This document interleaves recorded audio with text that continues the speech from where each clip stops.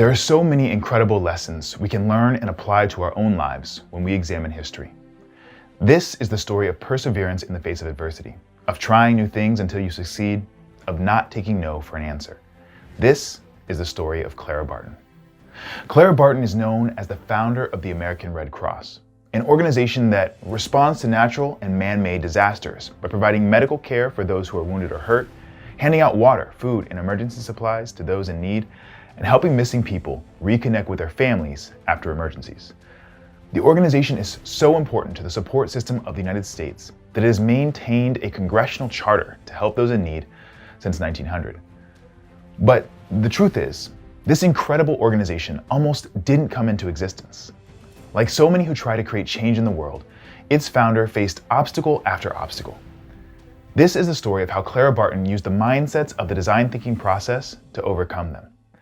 May this story provide guidance for you on your journey to make the world a better place. In understanding Clara Barton's life, it's almost as if the entire thing was a series of steps leading to the founding of the American Red Cross. Though she, like most of history's great innovators, never heard of design thinking, Clara experienced and applied the principles of design thinking repeatedly along her journey. Born in North Oxford, Massachusetts, Clara showed signs of the personality she would develop from a young age. The two sides of her personality seemed like they were always on display, with one observer noting that while Clara will never assert herself on her own behalf, and that she would suffer personal wrong before she will ever draw attention to it, she would likely be as bold as a lion when helping others. That certainly proved to be true, as seen from the timeline of her life. When Clara was a kid, her older brother, David, fell from the roof of a 30-foot high barn he was helping the family to construct. 2 days later, he developed a headache, fever, and impaired vision that would persist for months on end.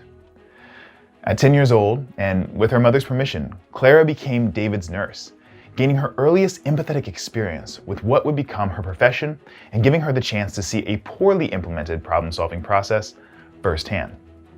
You see, her brother's doctor defined the problem he was solving incorrectly, diagnosing the cause of David's ailments as him having blood that was too vigorous. He then prescribed a solution that didn't work, ordering the administration of leech treatment to cure him. On the doctor's orders, Clara applied blood-sucking leeches to David's skin each day for 2 weeks, but David's condition only worsened. Then she dropped out of school and continued to administer treatment, wash, and feed her brother for an astonishing 2 years. However, her brother's condition didn't improve. Finally, the Barton family sought out a different doctor who stopped the leeching treatment and only prescribed 3 daily steam baths. 3 weeks later, David's condition drastically improved, and he was able to practice walking again. Though Clara was thrilled to see David's improvement, she wondered if the original treatment was what kept David sick and suffering for so long.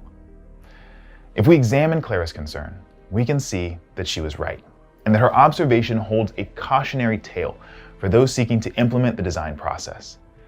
If you define the wrong problem, you solve the wrong problem. Worse yet, the solutions you come up with might make the problem worse. While Clara had gained a profound understanding of how to care for those in need during her time taking care of her brother, something that would play a crucial role in how she approached the world in the future, the misdiagnosis of the problem is something she would avoid going forward.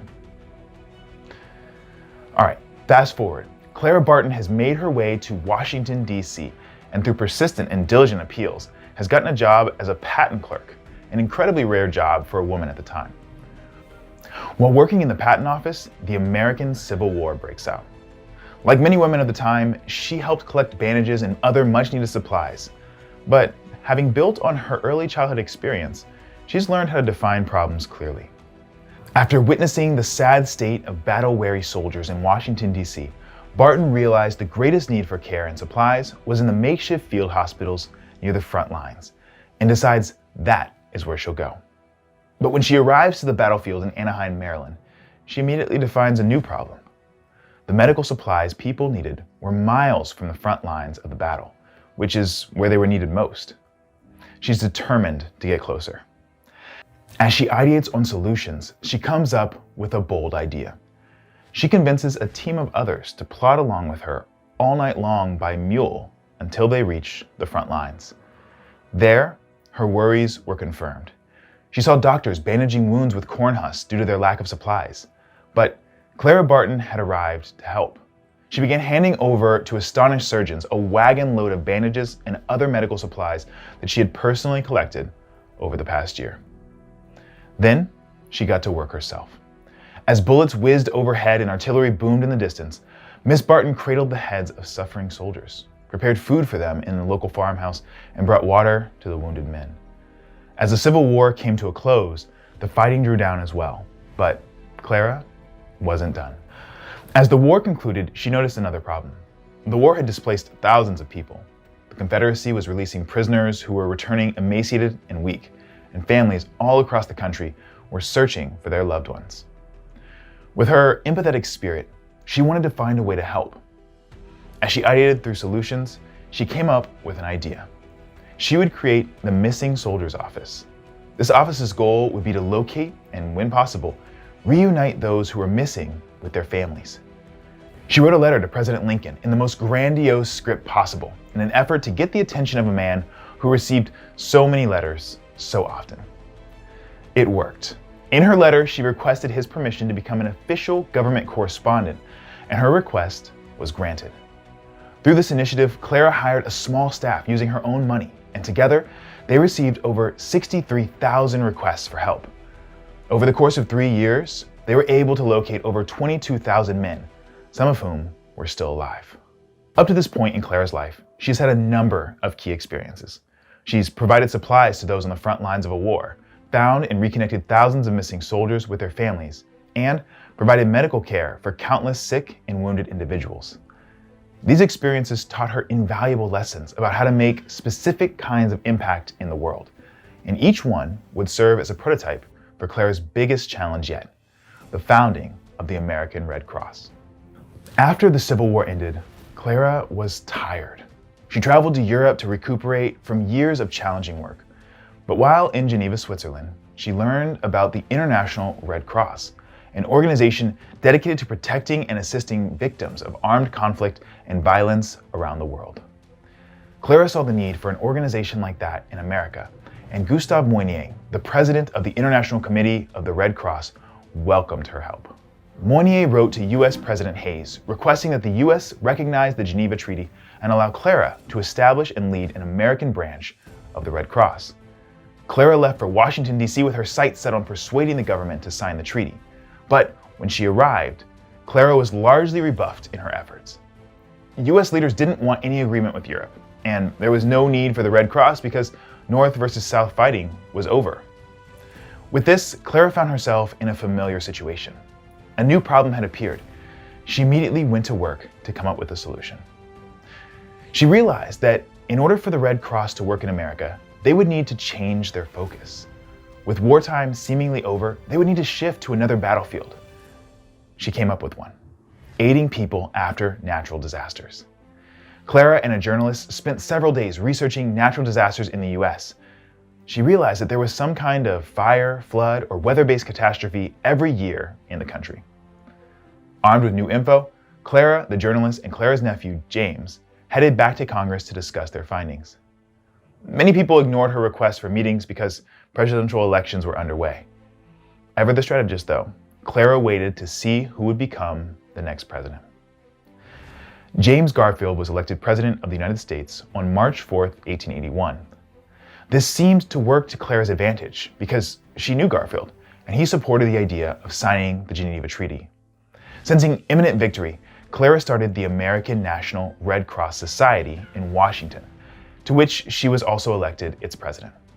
Additional chapters began in other New York cities as well. However, hope was quickly dashed. President Garfield was shot on July 2, 1881, and died 2 months later. This meant that Clara's efforts to get the treaty signed would require starting over again with a newly appointed president, Chester Arthur. As she waited, another relief efforts-based organization called Blue Anchor began operating, thus complicating the landscape. But even with these setbacks, Clara wasn't dissuaded. She had spent time on the battlefield. She had developed empathy for those in crisis. She knew what disaster looked like and the type of chaos and heartache that it brings with it. So she waited, until the moment that she could test the merits of her newest design and prove its value. Finally, an unexpected but painful breakthrough. In September 1881, a large fire in northern Michigan ignited, and it left close to 500 people dead and 5,000 people homeless in its wake. The American Red Cross got to work soliciting donations for money, food, and clothing, and the Dansville chapter began to distribute what was necessary to the displaced. A total of $6,200 was raised, which would be worth about $168,000 today, and goods of around the same amount were given to the living victims. More motivated than ever, Clara returned to Washington and made it clear to Congress what the Red Cross had contributed to the cause. Her unwavering effort paid off when President Arthur signed the Geneva Treaty on March 16, 1882. And in 1900, Congress granted a federal charter to the American National Red Cross, cementing its place as America's disaster response organization. The American Red Cross is the perfect example of how the impact of one individual, when perfected and improved over time, can create generations of impact. Clara Barton's impact journey started with her providing care for her sick brother. But by constantly leaning into a spirit of empathy, clearly defining new problems before her, ideating on solutions, prototyping new approaches, and then testing them, her life's impact has culminated in the creation of an organization that has endured for more than 140 years. Each year, it responds to more than 60,000 disasters in America, including fires, hurricanes, floods, earthquakes, tornadoes, hazardous material spills, transportation accidents, explosions, and other natural and man-made disasters. It trains over 15 million people on how to help save the lives of others during a crisis, and it collects 6.5 million units of blood to help save those who are wounded or sick. It also helps about 230 million people outside of the United States through its disease prevention activities and disaster services. Still within the organization's DNA are the key activities Clara Barton enacted throughout her own life: rendering first aid when needed, providing food and supplies during a crisis, and reconnecting missing people to their loved ones. My hope is that this story can serve as an example for you of how one life, perhaps your life, dedicated to the service of others, can start small but end up creating an impact that echoes on for generations.